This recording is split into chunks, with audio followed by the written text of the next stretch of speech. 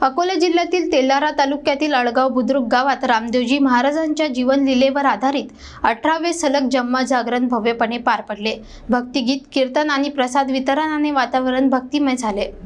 तेल्हारा तालुक्यातील अळगाव बुद्रुक या गावात यावर्षी सलग 18वे वर्षी भव्य जम्मा जागरण कार्यक्रम आयोजित करण्यात आला। स्थानिक रामदेव बाबा सेवा समितीच्या वतीने पार पडलेल्या या धार्मिक सोहळ्याचा मुख्य हेतू सर्व राजस्थानी समाजाचे आराध्य रामदेवजी महाराज यांच्या जीवनावर आधारित भक्तिपर कार्यक्रम सादर करणे हा आहे।